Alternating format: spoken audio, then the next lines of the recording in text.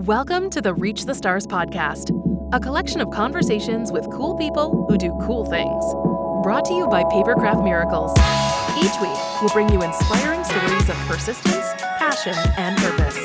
With your host, Jonna Willoughby Lohr. Hi, everybody. I'm Jonna Willoughby Lohr. Welcome to the Reach the Stars podcast. And my guest today is a lovely, lovely, lovely friend of mine. Her name is Stephanie Kennedy. So she is a business owner of Reach Digital Media Solutions. She's a budding entrepreneur. She has a passion for helping other businesses reach their fullest potential online. And she's awesome. She is all about being involved in the entrepreneurial space. We are on the National Association of Women Business Owners group here in Buffalo, Niagara together. She is involved in Buffalo, Niagara chapter of Women Inc. and many, many other things. She is like always raising money for the Cystic Fibrosis Foundation. She's like on point for that. I mean, and I know you can't tell. She's not 17, but she's pretty close. So not quite, almost there. As far as young people go, she's killing it. She's killing it for, how old are you now?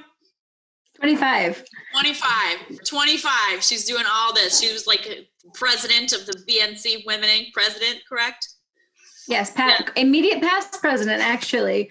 Oh, yes. You have relinquished the reins. Look at that, You've already been president of a business organization, like a statewide business organization. So cool.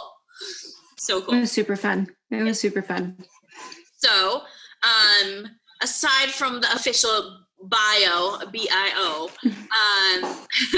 why don't you tell everybody a little bit more about who you are and where you come from? So a little bit about me. I grew up in Clarence, New York. So Buffalo native, suburbs of Buffalo native, if you will. Been here my whole life. I went to school at St. Bonaventure University in Olean, New York, which is about an hour and a half south of Buffalo. And I have a huge, huge passion for not only helping people, but, trying to connect different people with others. It's just something that I've done my entire life. I grew up with a dad who was in advertising.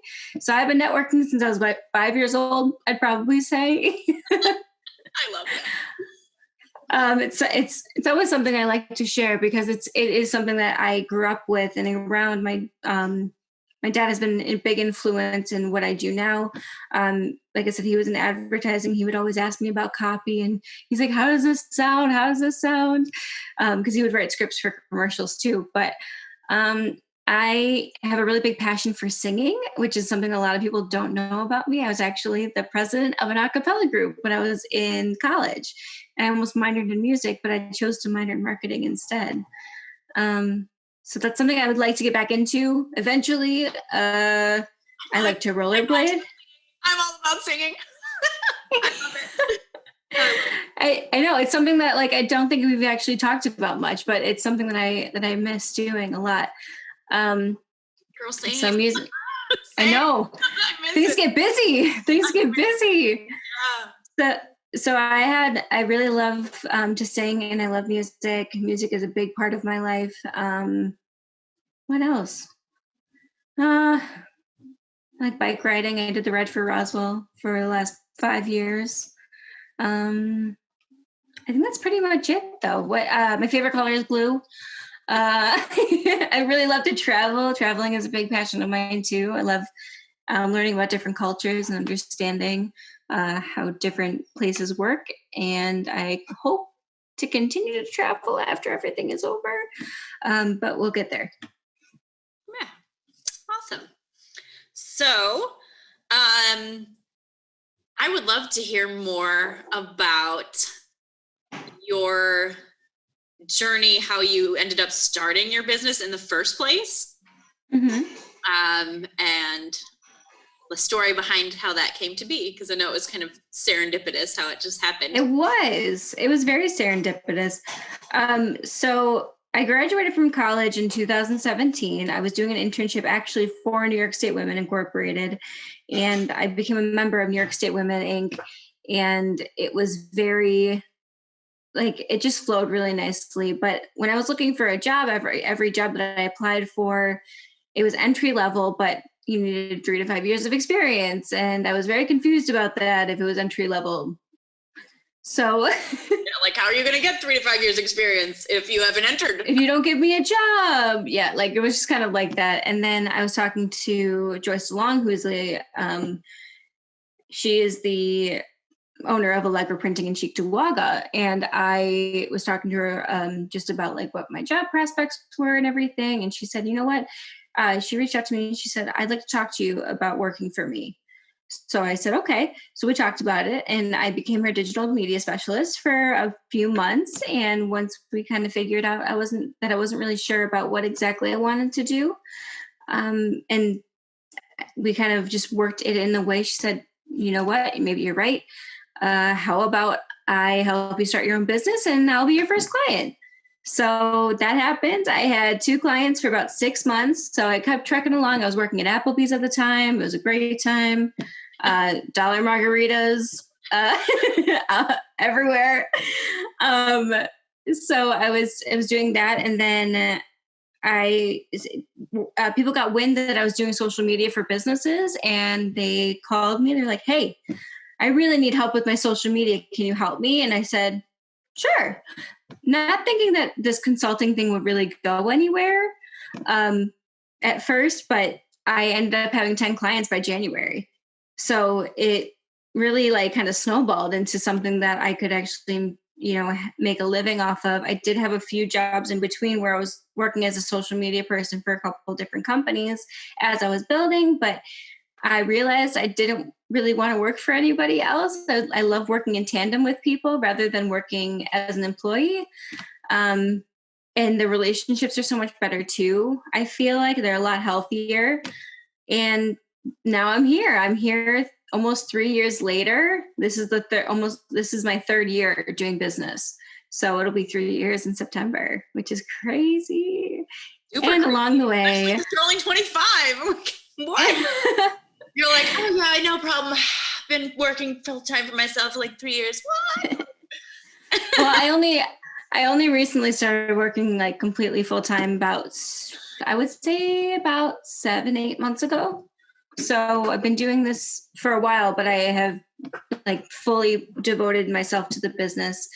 After a couple of years, I was also Mary Kay consultant in between that time. At one point, I think I had 5 jobs. And people are like, why are you doing that? I'm like, I don't know what I'm doing. But it was just a very like fun experience, just kind of learning exactly what worked for me in that vein. But, so here I am now, just like running my business, and I love it. I love what I do. I am constantly learning new ways to do things, constantly trying to figure out exactly where I want to go with different things, and constantly getting feedback from the clients that I do work with, and it's just a great learning experience. That's awesome.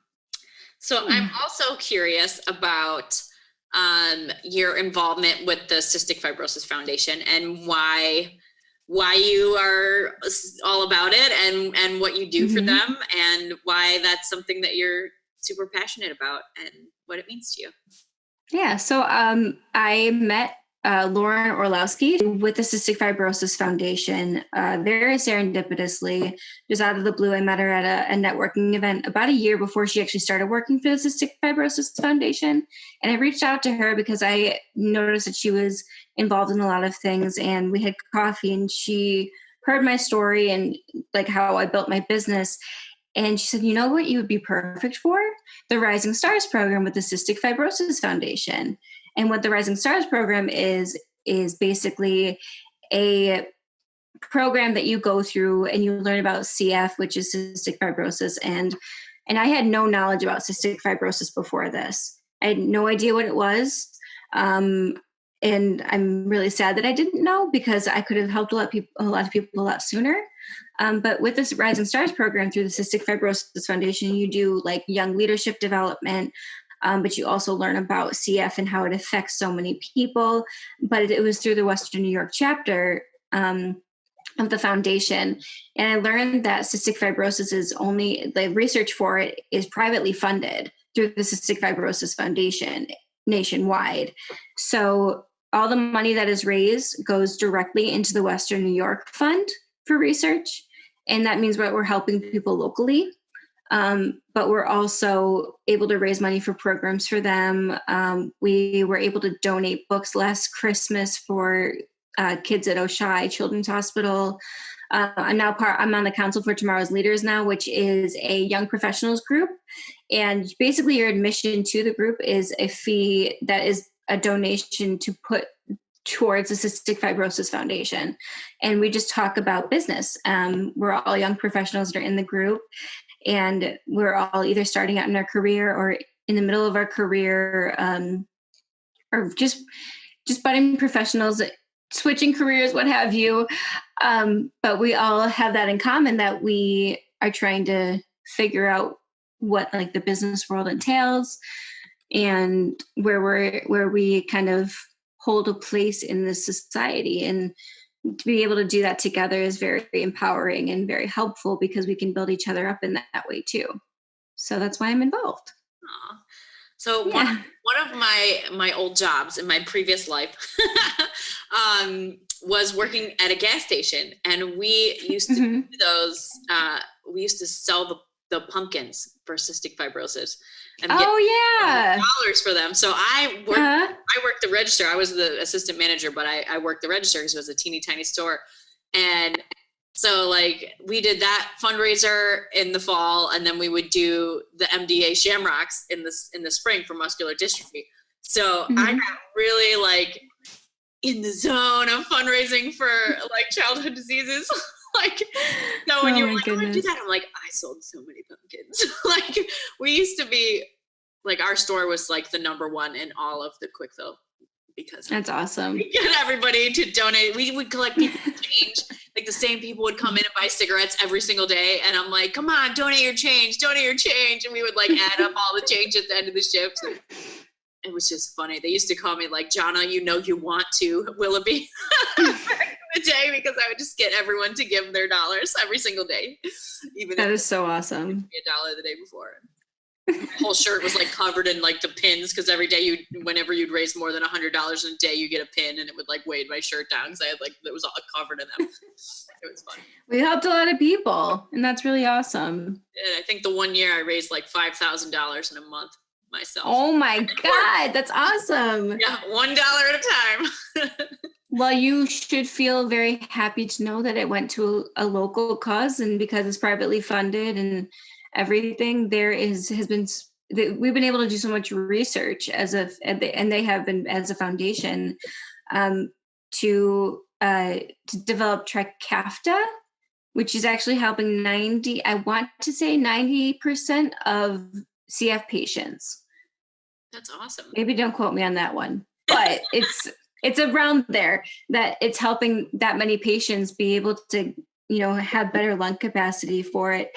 And for people that don't know what CF is, cystic fibrosis is a buildup of mucus in the lungs, and it really hinders your respiratory system and ability to breathe, and your ability for your lungs to function. And it's really awful when it gets really bad. But if anyone's seen, I think it was 5 Feet Apart. Is that what it was called? I think so. With Cole Sprouse, I know he was in it. But basically the way that they're depicting it, they have to take a lot of medication each day. And so being able to be part of that and understanding what cystic fibrosis is and understanding that I can help people locally is so, so important. And I'm so happy to be part of it. That's awesome. I just love that. Like, there's so many people in the world who are in their 20s who are like, community service, like that's what you do when you get in trouble, and you're like, community service, that's what I do every day, because it's fun. It's fun for me. I love that. It's like the sweetest thing that you're just like, no, that's just like who I am. I'm like all about helping other people. Like, and then it was like got so devoted to this organization. Like, well, when I first heard about it, I didn't even know what that was, and now I'm like all about it. And I think that's you're like, it just shows your dedication. I think it's great. It's so great because I've made so many friends through it and just got to know a lot of people I wouldn't have known otherwise. And that's really great for me. Just be able to like kind of branch out in that way because I have like my core group of friends and, like everybody does, but it's nice to be able to connect with the other young professionals like myself. And that's nice to be able to do that. Mhm. Um, I was going to say something else about it though. Oh, no, it's gone. That's what we get for doing an interview at 9:30 at night. And I know it's okay. So I'm curious about your experience during the pandemic and like what things you've learned and what your experience has been like. And I know that it's certainly not been an easy time for you. So whatever you want to share, is okay with me because I know that it's definitely been a tough one. Yeah. So what a lot of people, may have noticed, like just through Facebook, those who know me and are friends with me on Facebook and Instagram, I had a very interesting experience with COVID. I didn't personally have it, thank goodness, but I had at the beginning of the pandemic, my mom, who had cancer for 2 years prior, she started to really decline over, I think, the beginning of February. She started to really decline. And by the end of March, she had passed, which is something that I wasn't expecting to happen right away, but I know it was about time, which is really sad to say, but just the condition that she had, most people don't last even more than a year. And she was able to fight through 2 years of brain cancer. So it was definitely hard in that aspect to, go through that big of a loss during this pandemic because I think I've been deprived of hundreds of hugs at this point. Probably. I have a lot of, I know that I have a huge support system that was there for me through it all, but it really stinks to not be able to feel that like physical embrace of everybody. And I come from a family of over 100 people, and only to have 7 people at her burial was heartbreaking for me, because of the pandemic. And it couldn't have come at a worse time in my life, at least. And I'm sure for a lot of people, it has been definitely a learning experience. And I think it's given us time to slow down. And I'll touch upon that after I explain the rest of it. But so first off, my mom, God rest her soul, she was a wonderful, wonderful woman. She put light in my life. She always tried to make me smile and make us happy as a family. And, that was something that I was so blessed with for 24 years. And I was very happy to have her in my life, very supportive of everything I was doing. I know she was very proud of me. And even if she couldn't be, right there all the time, she was able to just like cheer me on from the sidelines, which is great. But shortly after my mom passing, about a month and a half later, on Mother's Day, which really added insult to injury, my grandfather passed of COVID.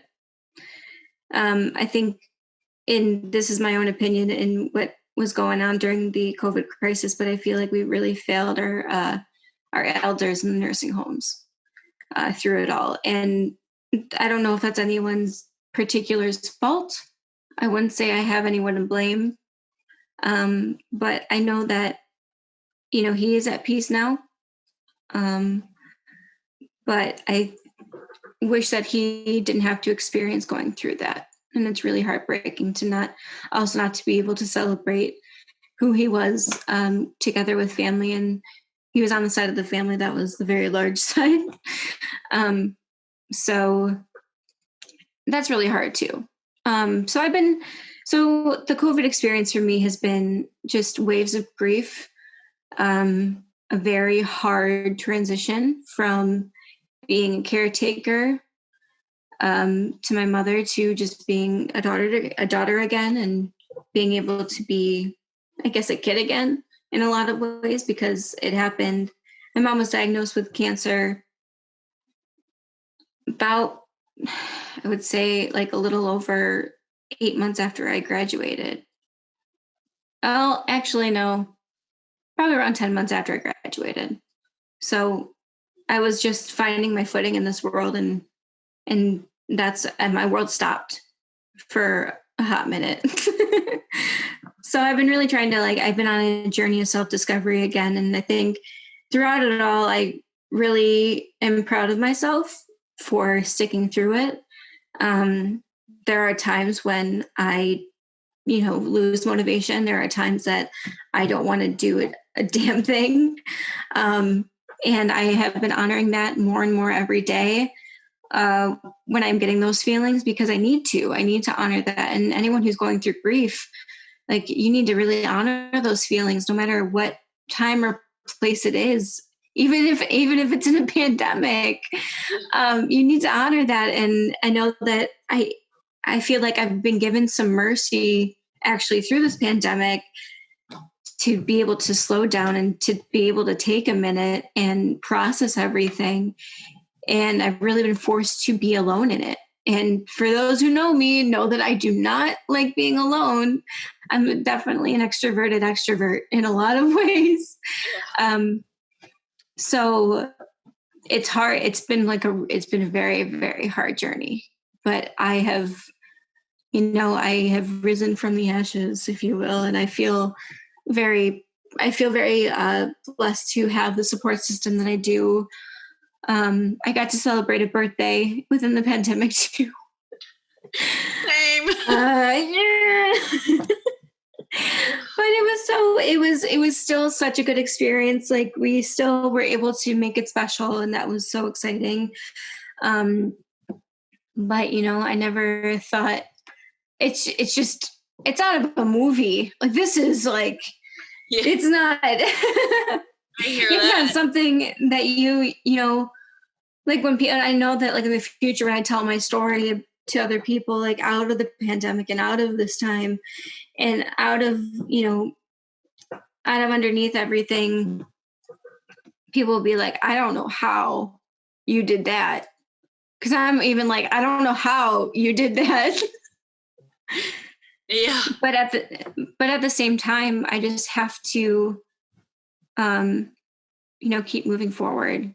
Because what is life if you don't move forward from what has happened? It gets to a point where you can't just be stagnant. You can't just be like, oh, okay, well, my life is miserable, so I'll be miserable because of it. No, you just take the bad stuff, you run with it, and you're just like, hey, you got to be honest with people. It's like, I can't function today. Today is not the day to function. And you just hope that people respect that space and respect that those feelings when you're having them, and that's really all you can do. Exactly. I know you've been through it too. You've been through the ringer too. I definitely I had 2 years that were like that I was like, really? Are they making a movie about me? Like, I was like, is this a joke? And I was like, am I being pranked? Yeah, I mean, God, the year I turned 20, my first big long-term relationship with the guy that I lived with blew up in my face because he cheated on me when we lived in the same house and went to school together 5 states away.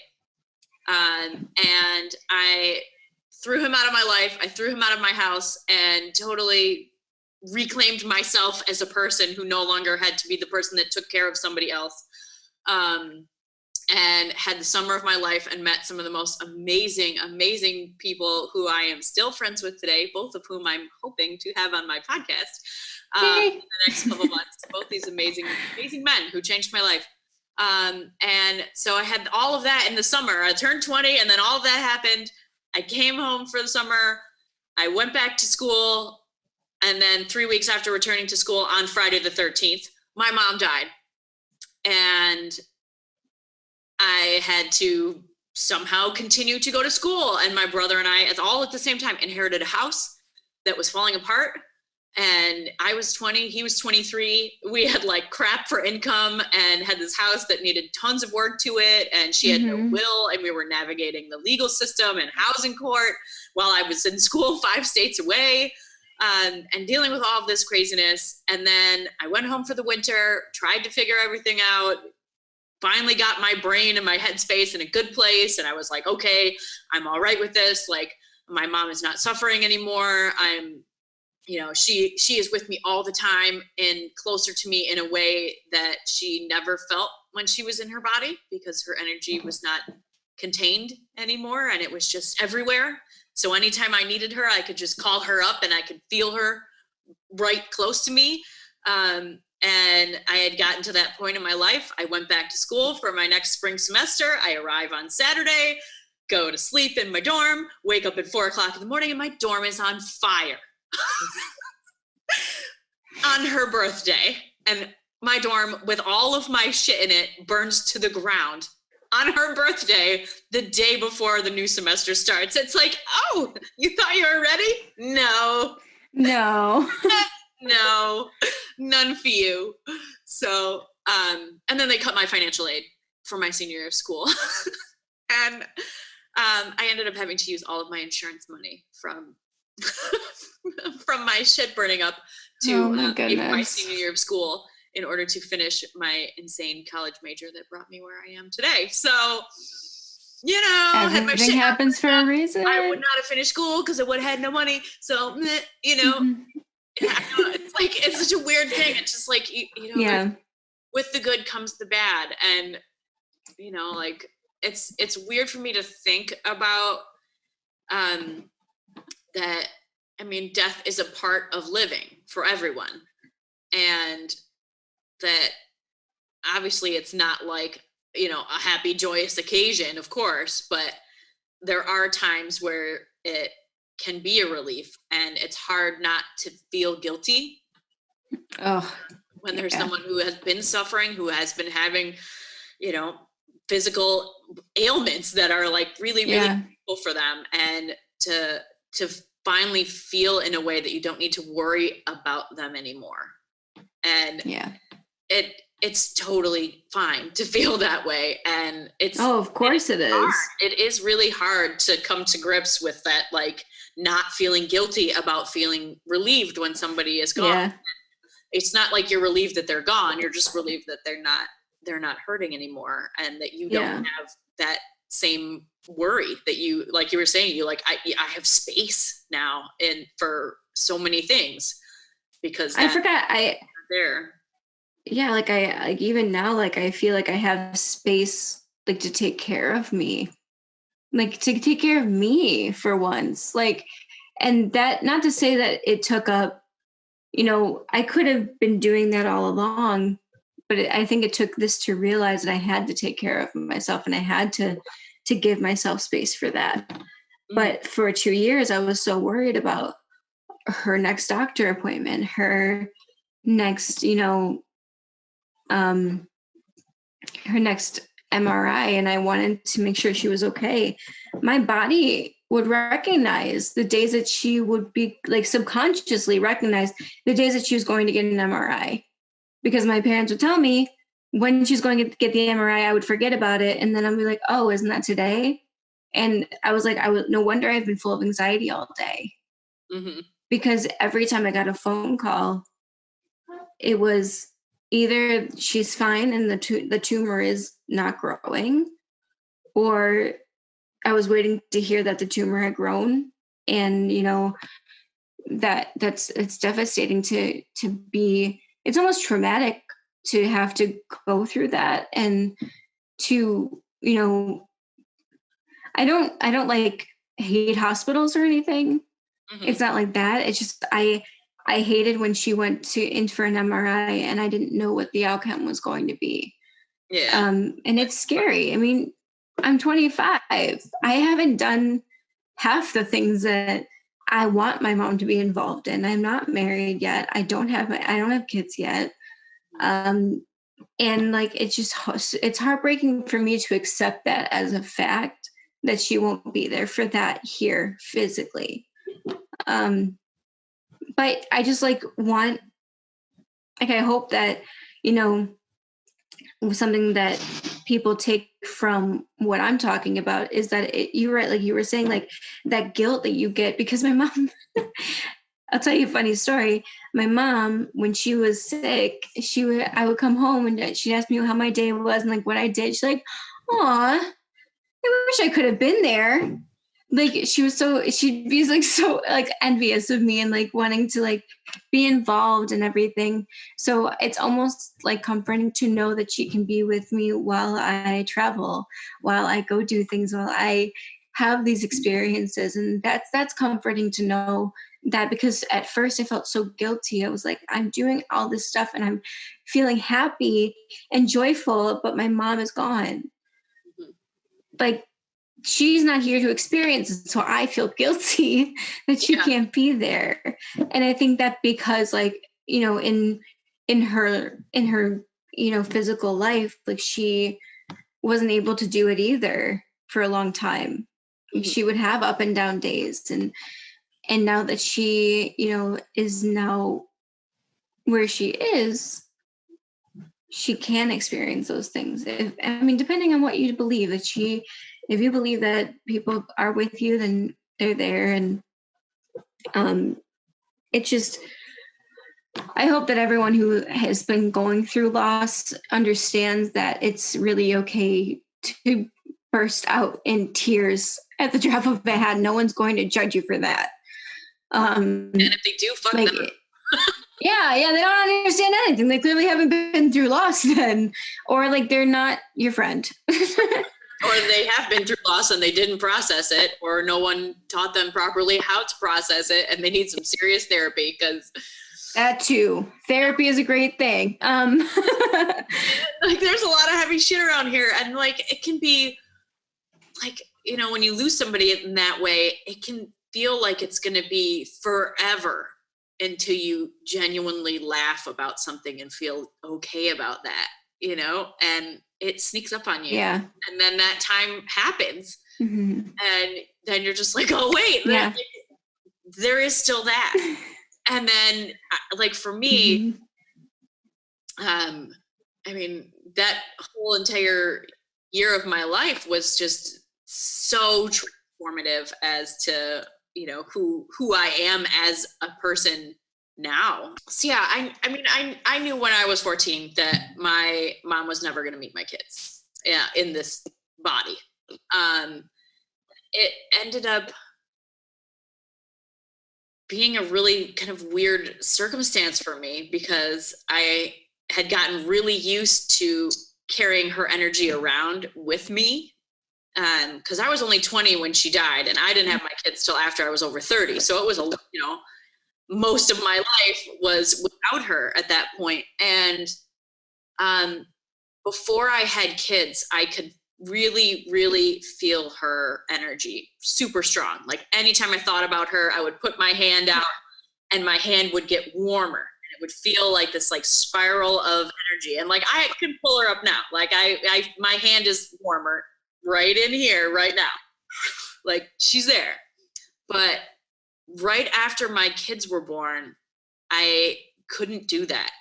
And I couldn't like pull her energy in. And at first I kept thinking that that it was something that like I just didn't have the psychic space for it. And I didn't really want to believe that like she had gone somewhere else and was doing something else, and like she wasn't going to come hang out with me. And it wasn't until my oldest was maybe 6 months old or something like that, and he had just learned to crawl, and he had started making some vocalizations and noises and stuff. And he crawled over to this painting of my mom, and he pointed at it and said, "Rah, rah, rah, rah." And her name was Robin. And he's only like 6 months old. And oh my God. As soon as he did it, like all of my hair stood up. And I was like, she's not gone. She's in there. Like she's in him. Like her energy is part of him. And in the same way, like my family has all sorts of like, some people would call like woo woo shit in it. Like there's weird shit in my family. Like there is psychic energy, there is ESP, like whatever you want to call that, like connection to the divine, or like that weird energy. It runs in my family for sure. And I know that my my family has it, and I know that my kid has it. And it's so comforting to know that like he's going to carry that on, and he's going to carry part of her everywhere forever, because she's part of who he is. And so it's once he's really started like becoming his own person, I've been able to kind of like call some of her energy back to me. But I know that like she has been like in his body, in his soul, in his brain, like teaching him things that a little kid could never know. And he knows those things. I mean, he knew the same, like the day that my husband's grandma was going to die, he knew. And he ended up, we were sitting there at the breakfast table, and he looks over and he says, when I get dead, I'm going to grow a new baby.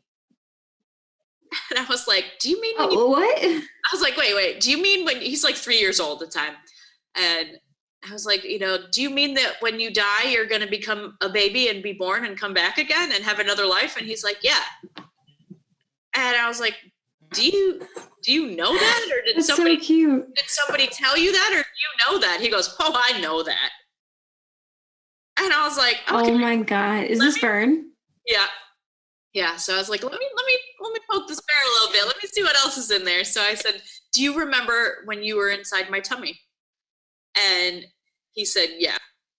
And I said, what was it like in there? What do you remember from that? And he goes, oh, tricky. And he walked away, and he wouldn't say anything else. And I was like, okay, weird. So then later that day, when I was putting him to bed, I said, do you remember when you were in my tummy? And he's like, yeah.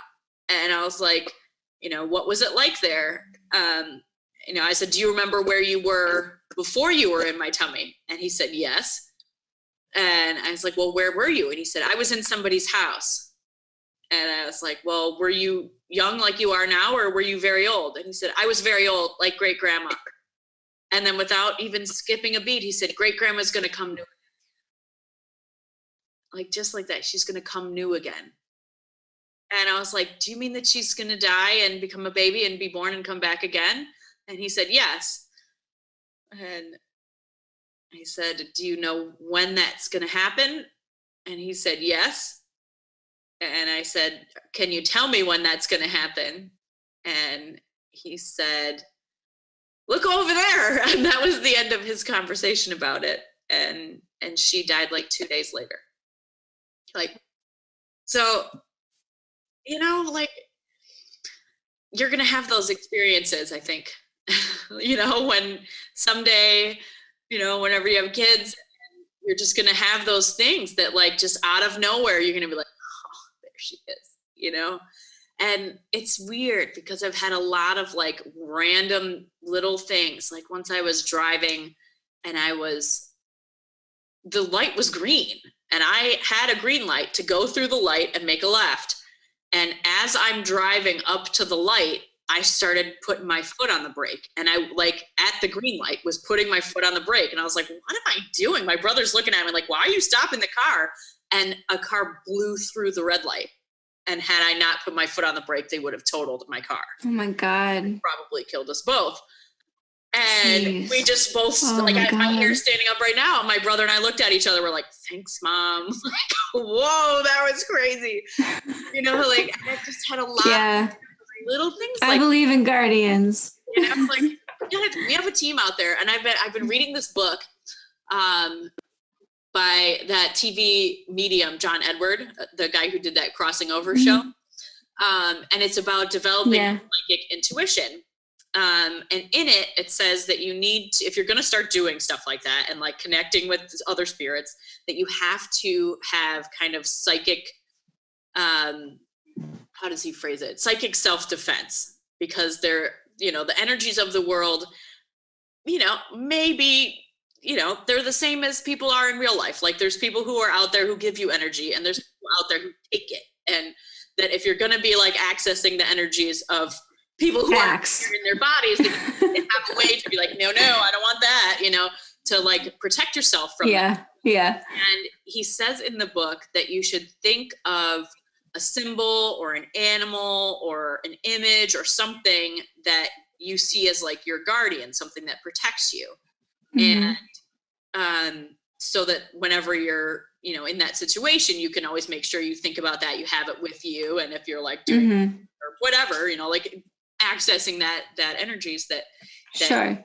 you have a way to stop if you want to stop. And I was like, well, maybe this animal, maybe that animal. And I just kept thinking about stuff. And I didn't even like continue reading more of the book because I was like, I'm going to put this down. I'm going to think about that for a while. And maybe I'll just go to sleep and I'll sleep on it. And I got this new watch for myself for Christmas. And it has like a passcode. If it like gets bumped or whatever, you take it off and you put it back on, then you have to put in your passcode in order for it to work. And I roll over in bed, I'm about to turn off the light, and my watch goes like somebody had sent me a message, like a text message. And I look at it, and the screen where you're supposed to enter your passcode is up, but only the number 5 is lit up. But I can't even do like backspace to make the number 5 go away. Like I couldn't type in my code, I couldn't do anything. Only the number 5 was lit up. And number 5 has always been my lucky number, my favorite number, like my whole entire life. And when I remember being younger and when I started, it was weird. And when I started like going out for walks and walking myself to my friends' houses and stuff, when I was like 13, 14 years old, my mom told me about self-defense. And she taught me like how to fend off a guy trying to attack me. And she said, the first thing that you should always do if someone is approaching you and you don't feel like you want to be in that situation, you put both your hands up in the air and you say no in their face. And so I've always like felt like the number 5 is always like a stop for me. Like if my hand is up, because there's 5 of them, like, no, that's 5 for me. And it's weird as hell because I didn't think about that situation, or that she had talked to me about self-defense then. And I was thinking about how you got to get your psychic self-defense. And then my watch is like, dumbass, it's 5.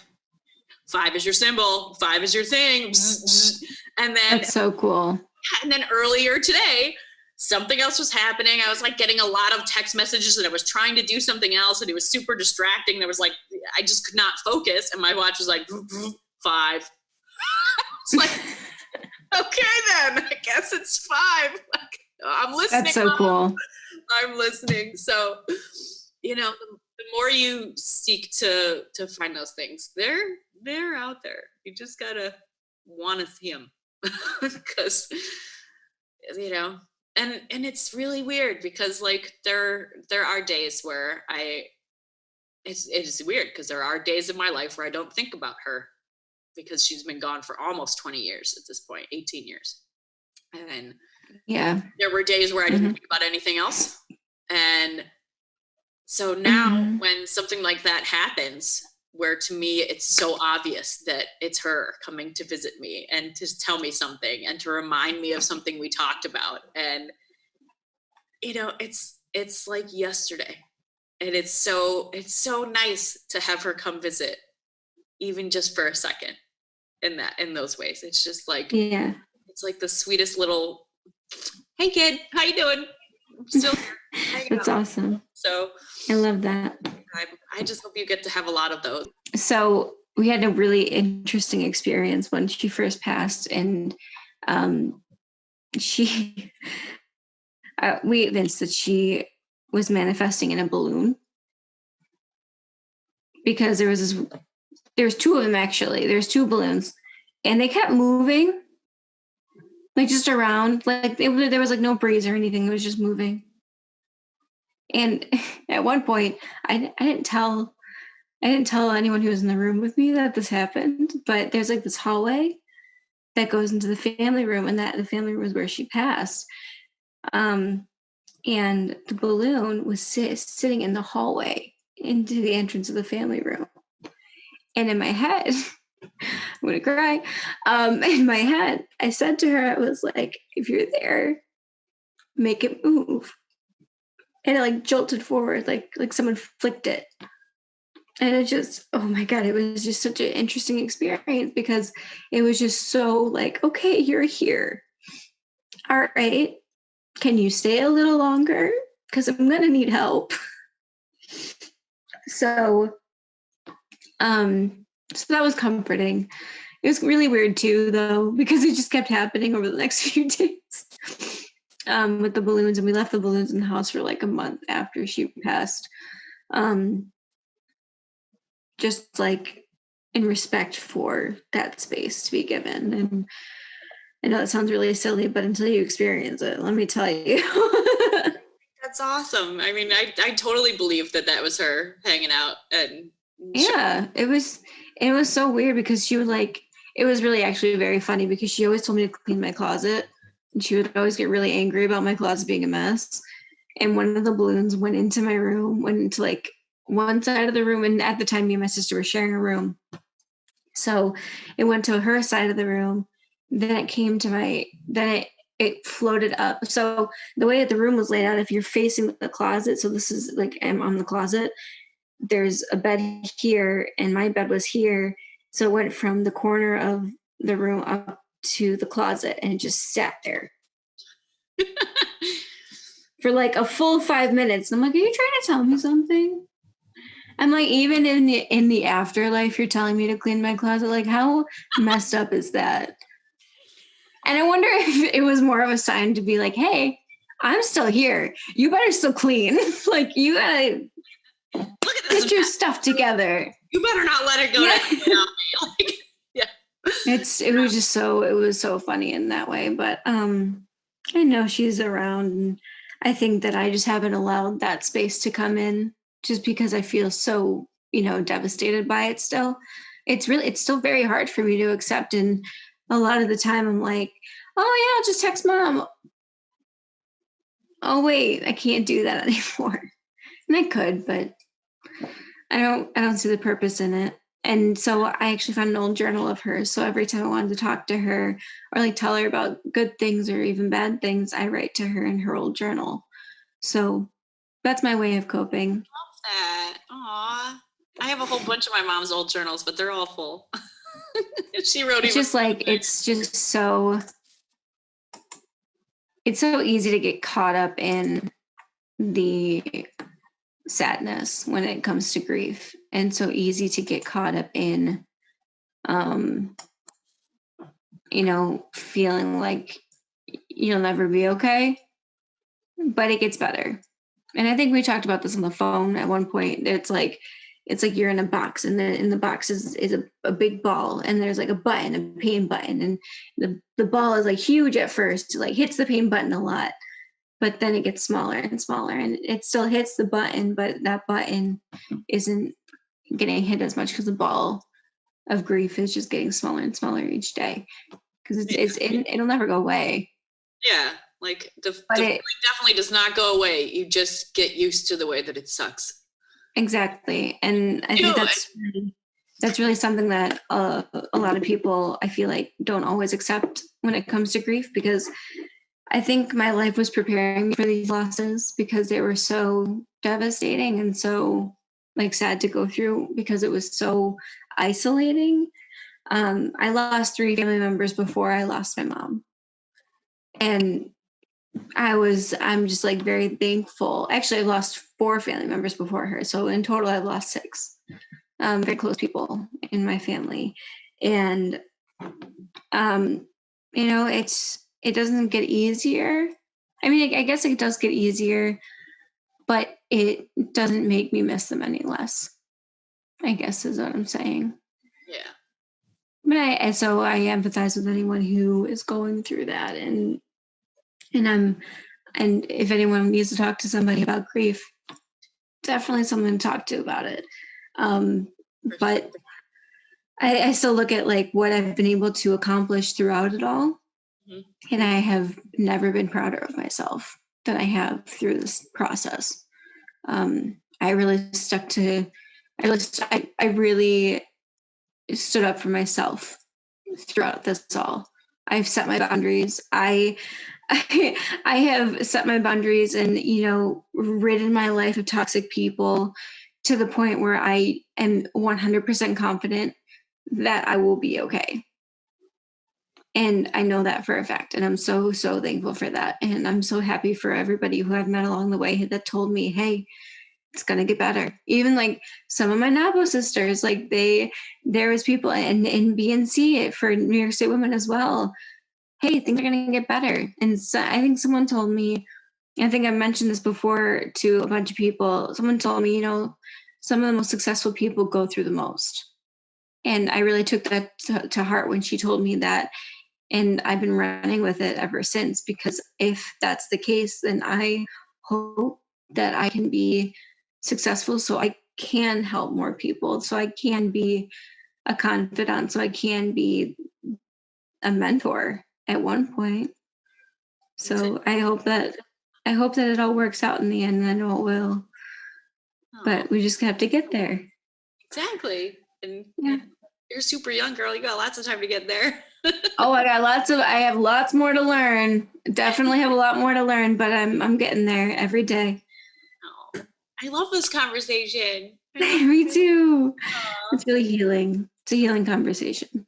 So at the end of all my podcasts, I ask every guest the same 5 questions so that everyone gets to hear a different answer to the same questions. So it's kind of like a job interview. So the first one is, we've kind of talked about a lot of these anyway, inadvertently, but tell me about like one single experience you had that shaped who you are today. Oh, okay. One? You could do more than one. It's fine. I'm trying to think of one experience though.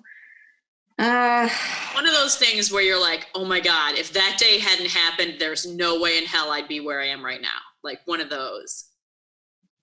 Man. I'm just having a roadblock. I don't know. Do you know of any that I've told you? Okay. It doesn't have to okay, wait. I got one. I got a good one. I won't mention who it was from. Okay. But someone once told me that I was not autonomous because I couldn't work by myself. And this was after I had already started my business, mind you. But it lit a fire under my butt saying, I'm going to prove you wrong. It just was hilarious to me because it was almost like, oh, you don't think I'm going to be autonomous? You don't think I'm autonomous enough for you? Okay, well, watch me. It was one of those types of things. And I took offense to it because I'm like, I started my own business. What's more autonomous than starting your own business? So I don't know if she meant it that way, but it was something that I've taken with me throughout the journey. But also one thing that definitely shaped me to be who I am is one thing my parents always said to me when I was younger was that you can do anything that you set your mind to. And I 100% believe that I can do anything that I set my mind to. And I know for a fact that I can because I've done it. I've done it multiple times. As long as you set your mind to something and that something is going to be the thing that you really, really, really, really, really want, you're going to get it. And that's that. Unless it's like if you're not working hard enough for it, you don't want it. Mm-hmm. That's really what it comes down to. When you're roadblocking yourself, you don't want it. It's not your path. It's not what you want. So that was one thing that really, really shaped me to be who I am.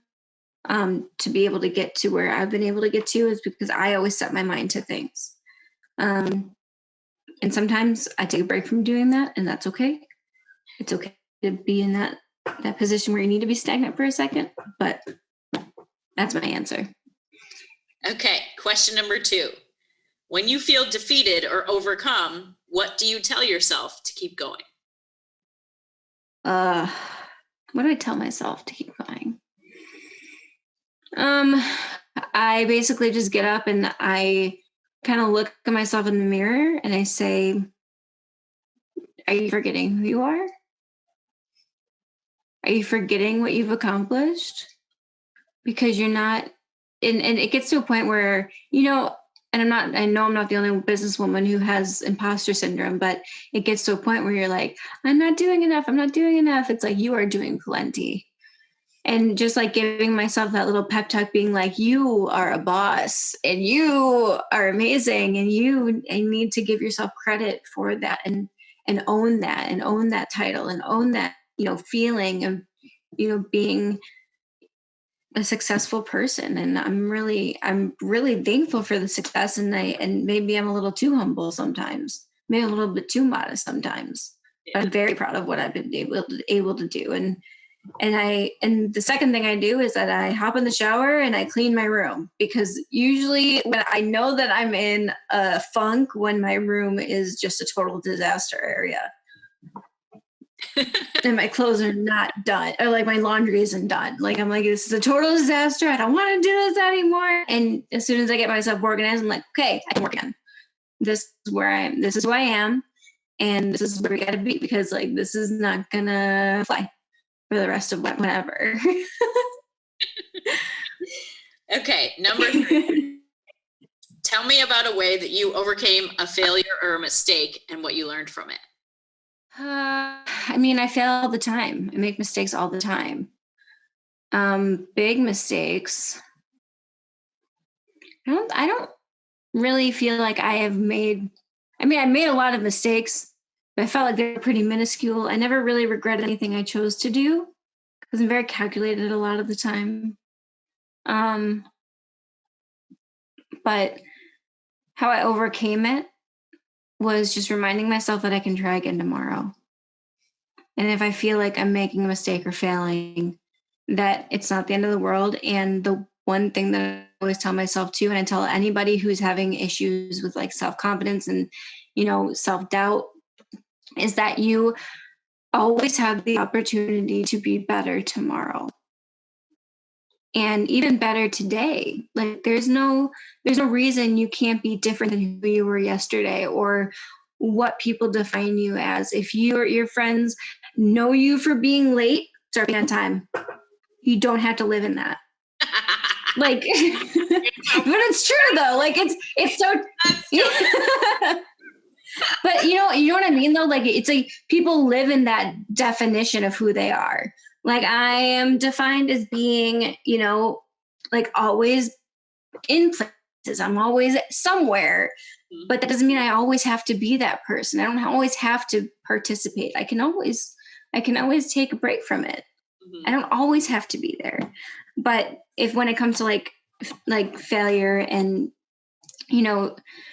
making a mistake, it's like you learn from it.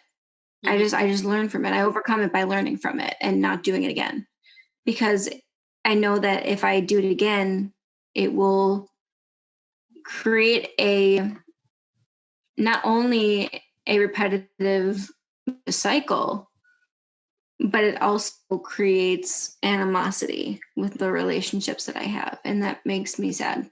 So I try not to do that if I can help it. That's awesome. It's funny because as I've been like asking people these questions, I keep thinking what my own answers would be. And my answer to that one changes all the time. But the one that's coming into my brain right now is that when I was a freshman in high school, I had this huge, huge crush on this guy that went to school with us. And like, I used to call him and talk to him on the phone all the time, because it's like back in the day when we didn't have cell phones. Yeah. And so I used to call in and like talk to him and, flirt with him all the time. But I was super friggin' weird because I'm me. And I was obviously still super weird then. And there was like a couple of people who like, we all were hanging out after school, and he was a total stoner and I was not yet a stoner. I was like hanging out with the stoners trying to be cool, but I was still afraid to like smoke pot or whatever. I was like, okay. So I hung out with them, but I didn't smoke with them. And later on, I told somebody that I did, as like trying to be cool. And of course, it's cool. So it got back to him that I had said that I did something that I didn't really do. And he came up to me in the middle of the cafeteria, super, super loud, like right in my face. If you want to get me to like you, lying is not how you do it. In front of everybody in the whole cafeteria. And like, oh my God, I have like I have never been more embarrassed in my entire life. Like I couldn't even, like, my ears were ringing and like, I couldn't even see straight. I was so embarrassed. Like, my life is over. I'm like 14. This guy that I like to love fucking called me out on being a lying asshole in the middle of the cafeteria. Oh my God. But there really is like not a day that goes by of my life that I don't thank him for doing that. Cause that took balls to do that, you know, to like call somebody out on their bullshit. Like, and no one had really done something like, I mean, it was horrible, embarrassing, but he was cool about it after that. He was like, as long as, you know, like, just don't do it. It's not a good thing to do. Don't do it. And I like never made shit up again after that. I was like, okay, fine. Next time I'm taking that weed, we're smoking, man. I'm not going to tell people that if I didn't do it. Oh my goodness. So yeah, it's funny because that's the one that popped into my head. I'm not gonna say his name. Haven't we all had those traumatic experiences? Haven't we all? Like, it's just crazy. I have It's really funny because I never dated him, never hooked up with him or anything. Yeah. I still do know him to this day, and I'm not gonna say his name. I love that. He knows who he is. But thank you, high school boy. Thank you, high school boy, for that, because that was good. That was over time. It was a good experience. Okay, so question number 4. What one trait or habit is most responsible for keeping you on track? Most responsible for using a Trello board. That is one thing that I use every single day. My Trello board. It helps me keep track of my schedules, but also helps me keep track of like what I need to do, because, you know, through a lot of exhausting things that I've been going through, my memory is not what it used to be. But being able to put it all like laid out basically like in Post-it notes is really helpful for me. So I use Trello every single day for that reason. That's super helpful, actually. Yeah. Okay. Super helpful. Number 5, what is the best piece of advice you've ever gotten? And what is the best piece of advice you would give somebody else? Best piece of advice that I've gotten. I've got a lot of good pieces of advice. I think one piece of advice that I got, I think it was more of an instilled from my dad. I guess it wasn't a piece of advice per se, but it was definitely a valuable lesson that I could do anything a man could do. And that was something that he very much believed in. I mean, he believes in that a woman can do anything that a man can do. And just because I'm a woman doesn't. Your name in the snow and pee, but other than that. Yeah, you know what I mean. Like in that anyway, like that's just gross. It was more of on the vein where like he didn't want me to feel like I couldn't do something because I was a girl. Mm-hmm. Like, of course I can't pee in the snow because of obvious reasons. However, he never wanted me to feel lesser because I was a woman. And I was respecting my dad for that, because he never felt that way towards women. He has a lot of respect for women. But the best piece of advice I would give somebody is something that I learned at a very young age is, first of all, stop comparing yourself to anybody else because you are on different paths. And 2, stop caring about what anybody else thinks, because they do not care a damn about what you're doing. Exactly. Because at that point, I mean, yes, there's criticism. Yes, there is. At the end of the day, you think to yourself, how many times a day do you think about other people and what they're doing? Like realistically, how many times a day do you really think about what other people are saying about you?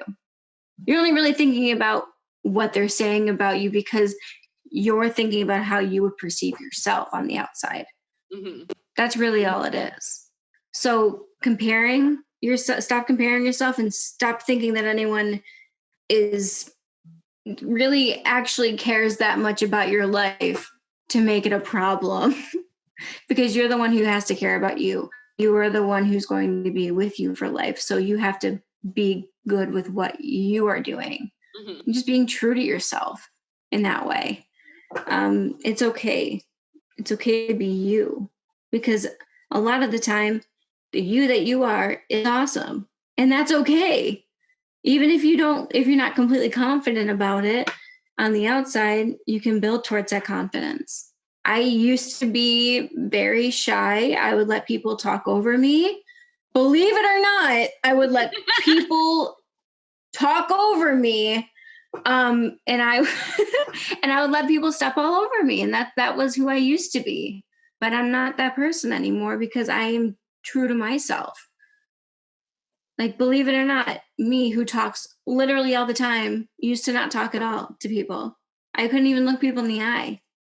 And Jonna, you knowing me, I'm sure you don't believe that a bit. Well, I'm glad that whoever taught you that lesson, whenever they did, because it wasn't in a nice way. I will say that it was in very, very harsh way that I learned that lesson on multiple occasions. So I'm happy that I am who I am now because of it, and I'm thankful for those experiences. Because even like you were saying before, with the bad comes the good, and a lot of the time that good is the lesson that you get out of it. So yeah. Aw, that's awesome. Aw, yeah, I love this conversation. So me too. It's been really nice. One more question that's not really on my list, but it's something that okay. I have been throughout the communal solitude. That's what I've been calling it, because of my friend Maud White. She's awesome. That I've been watching these Instagram live shows with this amazing actor named Nico Tortorella, and one of the things that they are non-binary. They go by they them.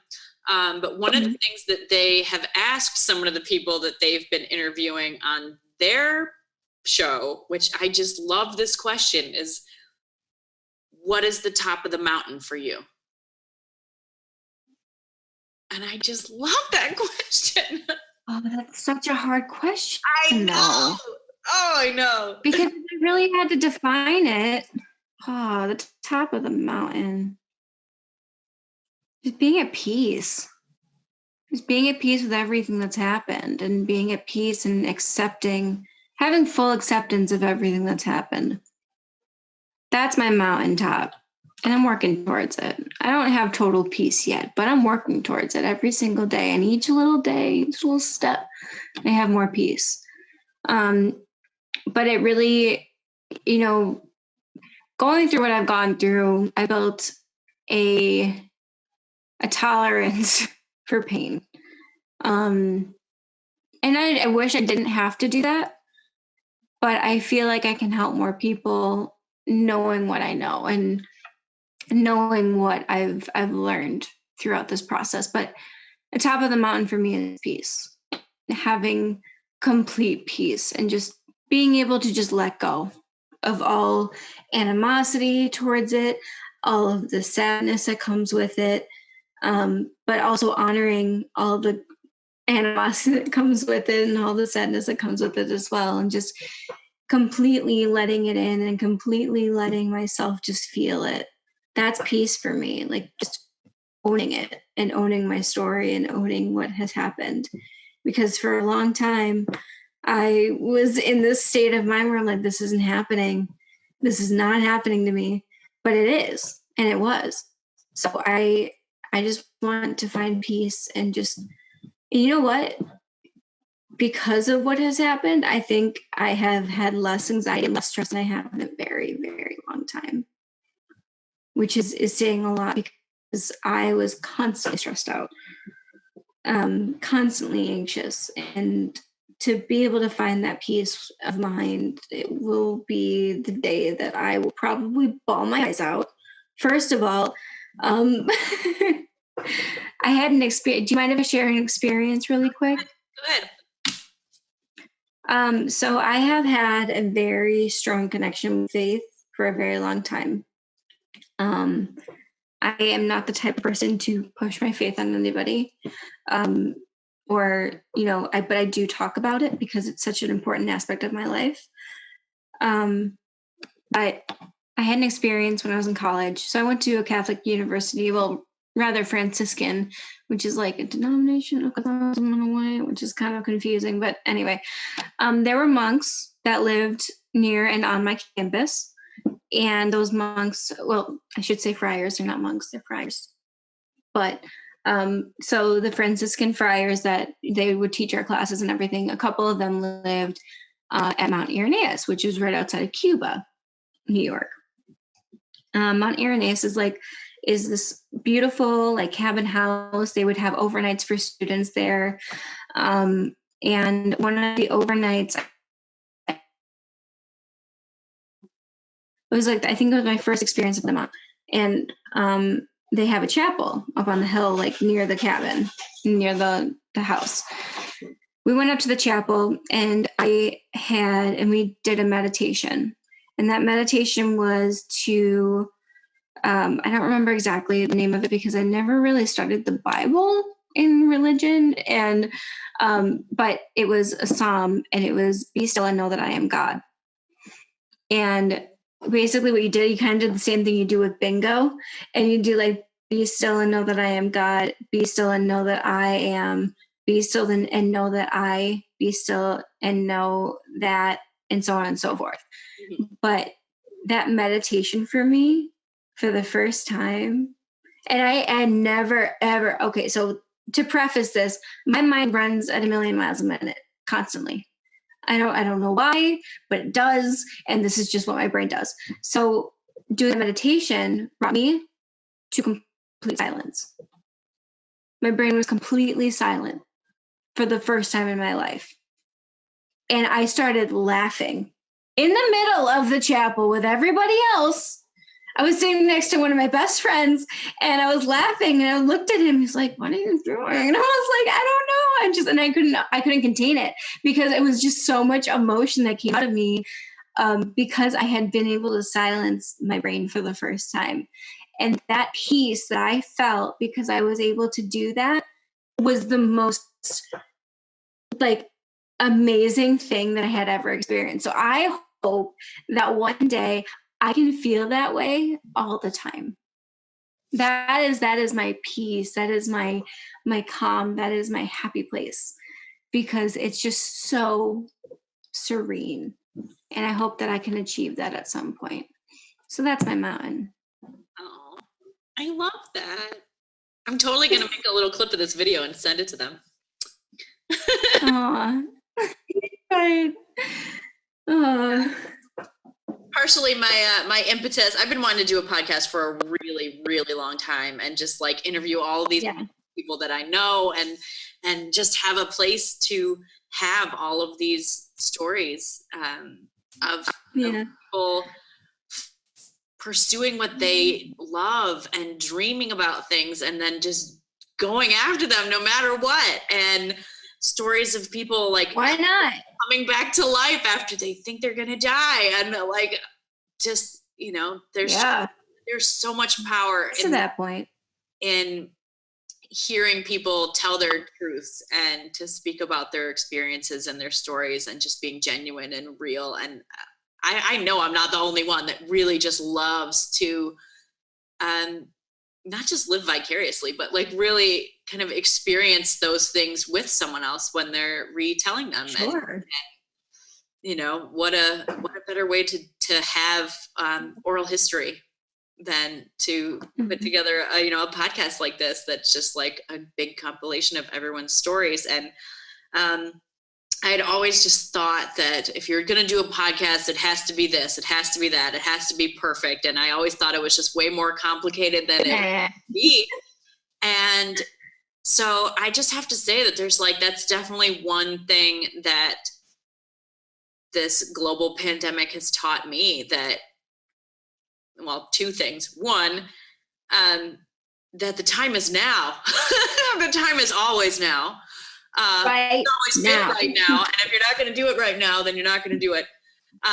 So I knew I just had to do it. And through watching Nico Tortorella's shows, that, this is like a famous actor who makes their living on the screen, who says, I don't give a crap of how it looks like. I'm going to turn on my phone from my bed and film my laptop with my phone, with my little PowerPoint every day, saying, these are the people I'm sitting in my bed in my raggedy hoodie and I'm comfortable, and I am going to talk to other people in their beds, because that's what we're all doing. And I think that's important to connect with people and to let everybody share their stories. And I'm just so grateful to Nico for making it seem like something that didn't need to be perfect to be important. So thanks, Nico. This one's for you. Thanks, Nico. So hopefully everyone is enjoying our Reach the Stars podcast. Thank you, Stephanie, for being on the show today. Thank you so much for having me. You know that I love talking to you. So I really appreciate you having me on the show. So hopefully that this perfect podcast series will get out in the world. And if you love what we're doing, please support it on Patreon, because I'm doing this out of the goodness of my heart. I am actually in my office in my house right now. This is not a sweet podcast studio. I have a $60 camera and a $70 mic, and this backdrop is a tablecloth. So it looks so cool, though. I love it. If you think that you can't do it, you can do it. You can do it for like. You can. It doesn't have to be perfect. It just has to get done. It just needs to be done. Thanks, Nicole Overcamp, for that one. That's the piece of advice. Done is better than perfect. So here we go. We're getting this podcast out in the world, and I hope people appreciate it and want to keep following along with our journey to reach the stars. Reach the stars. A single interaction has the power to change your life forever. This is a place for the stories of those moments. Stories of pursuing dreams, overcoming tragedy and failure, of coming back to life after so much of what feels like dying, of continuing on with only a vision as a map.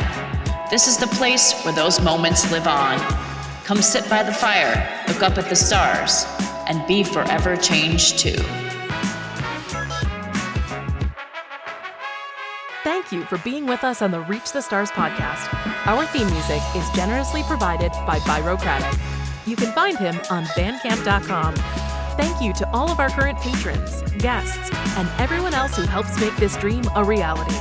We are so proud to be building this amazing community with all of you. If you love this podcast, please consider sharing with a friend, leaving a review on iTunes, and becoming a patron at www.patreon.com/reachthestars. Don't forget to subscribe to our YouTube channel to see the videos of these conversations. We'll see you next week. In the meantime, do something cool and tell us about it.